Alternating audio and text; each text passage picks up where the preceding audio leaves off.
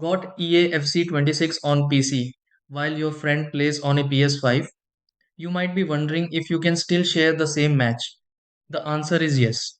PC players can play with PlayStation 5 players in EA Sports FC 26 through the game's crossplay feature. As long as you're both using supported versions of the game, you can team up or compete in compatible online modes. To get connected, first make sure crossplay is turned on in the settings.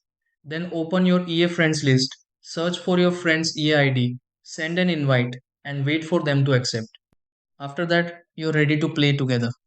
If the invite doesn't appear, check that both of you have installed the latest game update and that neither player has crossplay turned off.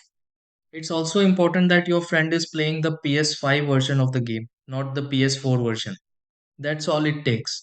With crossplay enabled and the correct game version, PC and PS5 players can enjoy EA Sports FC 26 together without needing the same platform.